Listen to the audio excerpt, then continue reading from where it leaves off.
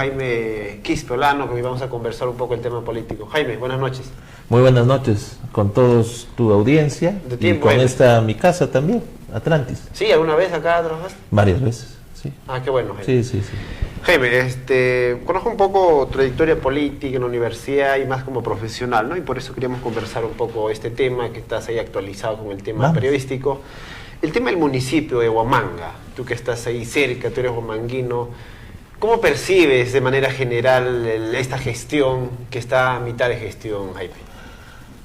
Bueno, hay que hacer más una remembranza, ¿no? Hay que poquito retroceder y ver realmente de qué estamos hablando. Claro, de manera precisa, ¿no? Y no hablemos de la gestión municipal, hablemos de la gestión de Musuqñán.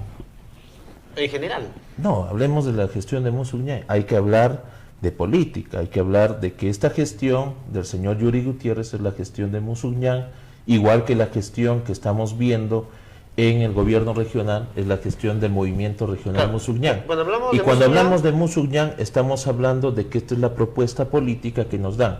Una gestión improvisada, una gestión que no sabe coordinar con el gobierno regional, una gestión que no sabemos a dónde nos está llevando, pero que a gastar plata sí nos está llevando, ¿no?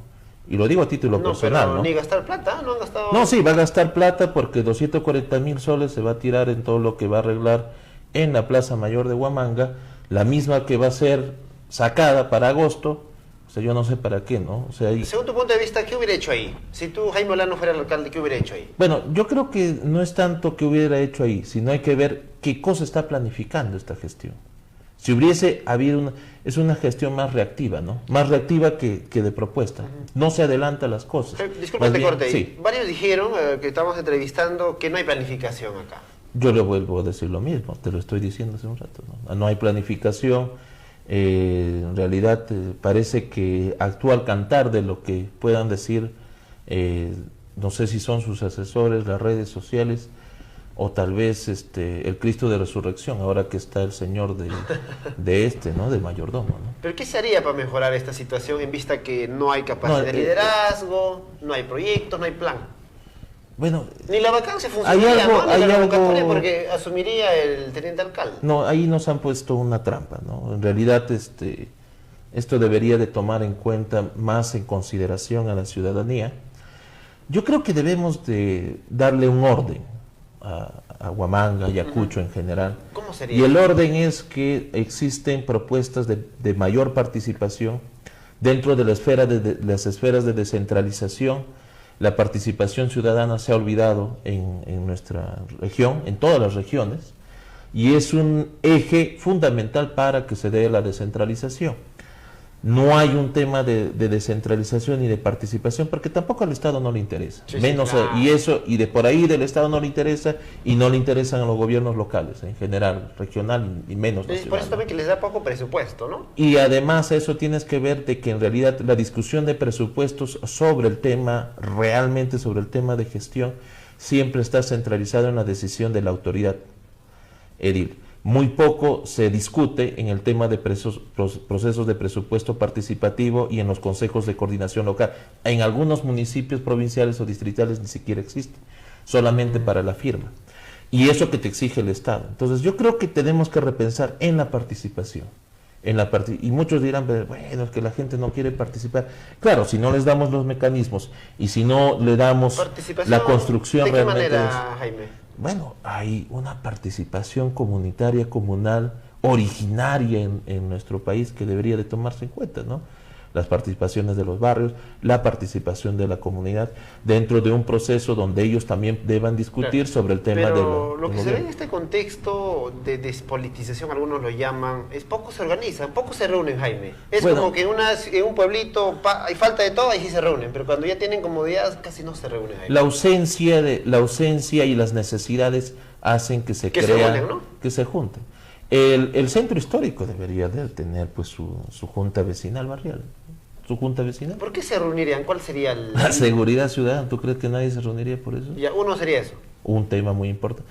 hasta el tema de veredas, parchados, el tema de, Pista, ¿no? de los parques, que no hay una atención que corresponde, ¿no? Y no tanto el desenrejarlo, la Plaza Mayor de Huamanga, como si eso fuera prioritario. Prioritario, ¿no? De manera breve, Jaime, el tema del parchado de pista, ¿cómo lo ves tú esto? ¿Despilfarra presupuesto? No, es concreto, o sea, tantos años que han caminado por esa pista, o sea, para este año, no, este año sí lo vamos a poner bien y van a poder, cheira bien acá en O sea, por eso, por cheira, por eso van a tapar. Parece que es eso, ¿no? Dice que lo van a acabar para los carnavales. Pero es una improvisación total, ¿no? Bueno, así es lo que tenemos. Lo que hay que hacer es exigir que la autoridad un poquito que también le dé algún tipo de solución a estos temas. Jaime, tema de Carlos Rúa Carvajal. Sí. ¿Cómo percibes de manera general en tu análisis? Bueno, lo que hay que analizar, y lo vuelvo a repetir, es que esta es la propuesta de Musuñán. Así gobierna Musuñán. Así gobierna Musuñán. También una autoridad que se ha pasado sus 2 primeros meses por todas las provincias para poder recoger una agenda que se supone, mi estimado Saúl, se supone que un movimiento regional tradicional, porque no es solamente de ahora, sino viene desde años atrás. El Musuñán son casi 15 años que está ya más o menos como propuesta política. Debería saber, de acuerdo a su militancia, de acuerdo a su propuesta política, debería saber cuáles son las necesidades de las provincias y no necesariamente, valga la redundancia, de tener que ir a las provincias, viajar y hacer una agenda Ayacucho, ¿no? Ahora están en el poder, ¿no? En el cargo, Jaime. Musuñán está en el poder, ¿no? Tiene Huamanga, la región, hace consejerías y algunas provincias más. Está en el poder. Y se demuestra que hay una incapacidad total. Vayamos a, por ejemplo, hablando del Consejo Regional. El Consejo Regional no tiene una producción adecuada. Hemos tenido una presidenta del Consejo Regional que ya renunció, dice al Musuñán. Bueno, pero hay que hacerle recordar a la señora realmente cuál es la propuesta que ella implica, ¿no? O sea, es fácil, una vez que haya sido parte, ¿no? Un tiempo y salirte, ¿no? Y salir y tirar piedras desde atrás, ¿no? Ahora tenemos a otro nuevo presidente del Consejo Regional, pero hay que ver las necesidades. Hay producción de ordenanzas regionales, hay fiscalización, representación de las provincias. ¿Cuántos de ellos realmente manejan una agenda provincial adecuada con sus provincias y llevan esa agenda al Consejo Regional? Porque para los que no saben, eso se trata. Es un legislativo regional que va y trabaja en ese contexto. ¿A qué se debe que hay una crisis en Musuñán? Y eso varios lo han dicho, ¿no? Eso lo demuestran sus alcaldes, en sus autoridades. Pero aparte de eso, se sabe que hay una crisis, pero los consejeros, incluso que han entrado con otro movimiento, terminaron siendo de parte de Musuñán. O también terminaron renunciando a sus propios movimientos, sí, ¿no? ¿Por qué?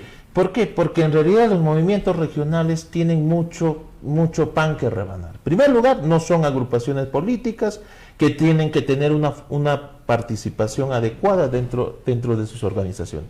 Pertenecen a personas, pertenecen a señoríos que son los que realmente gobiernan los movimientos regionales. A eso sumas que la mayoría de ellos se autodenominan que son invitados. Entonces, al autodenominarse que son invitados, no tienen nada que deberle, ni también que cobrarle a los movimientos regionales con los cuales se les tiene ahí adecuado, les sirve como vientre en realidad, ¿no? ¿Puede existir un movimiento bien articulado, bien trabajado? Tenemos una llamada, a ver. Sí, buenas noches, Atlantis, por favor. Fuera de la salida que da el señor periodista, de la participación del pueblo. Sí, buenas noches. De la participación del pueblo a través de sus juntas vecinales, etcétera.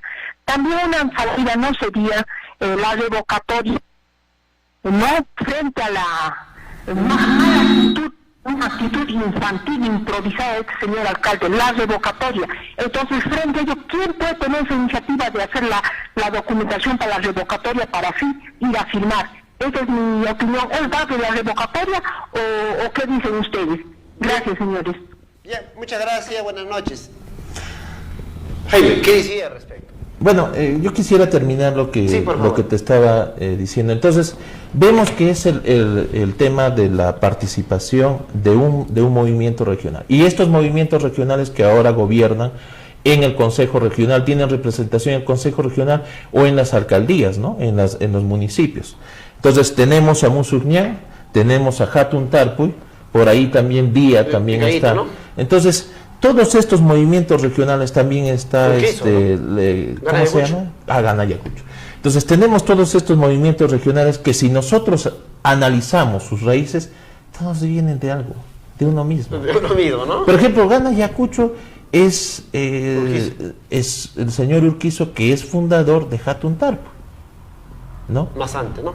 Y entonces, y Hatun Tarpuy, que promovió su candidatura para el Congreso. Entonces, estos movimientos regionales tienen mucha agenda que tener que responder políticamente hablando. Hatun Tarpuy hace poco ha sacado un pronunciamiento de la Secretaría Política indicando de que hay algunos consejeros que no están alineados a la política que funciona en Hatun Tarpuy y han sido expulsados. Estos consejeros, ¿yo de qué voy a ser expulsado si nunca he militado? Entonces, todos son invitados. Entonces, eso es lo que nos ofrecen estos movimientos regionales, ¿no? Son vientres de alquiler de lo que exista, ¿no? Ojalá que realmente ellos reflexionen y tengan que dar a conocer qué es lo que necesitan. Yo me acuerdo muy bien, por ejemplo, conversando una vez con uno de los fundadores de lo que es del Choclito, no me acuerdo cuál es el nombre ahorita, ya me voy a acordar, pero él decía, nosotros tenemos 25 años, ¿no? Y yo le digo, bueno, 25 años fregándola, y ustedes han creado este monstruo que se llamó Hugo Aero, una gestión que realmente deja mucho que desear, ¿no? Ese es el tema. Jaime, ¿no? En conclusión, el movimiento Hatun Tarpuy, Día, Gana Ayacucho, Musuqñan y todos, ¿se representaría lo mismo? ¿Con ciertos matices nada más? No, claro, o sea, no es tanto lo mismo, o sea, tenemos movimientos regionales que tienen licencia para gobernar, por no decir para matar, ¿no? Entonces, y cada día que pasa van matando la democracia alicaída que existe en la región.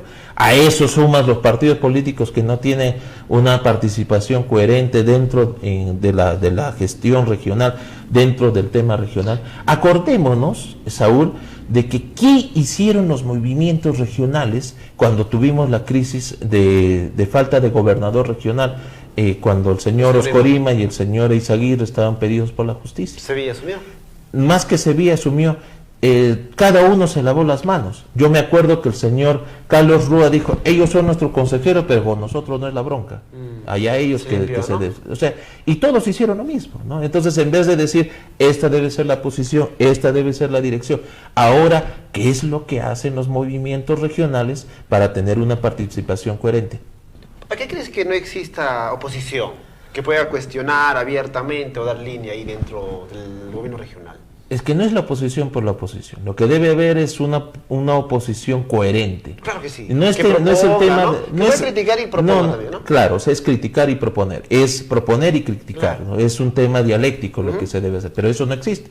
Lo que existe es la construcción de prototipos, de personalidades, de personas que hablan por hablar, ¿no? O sea, discuten y es como un dirigente que me acuerdo históricos que existen.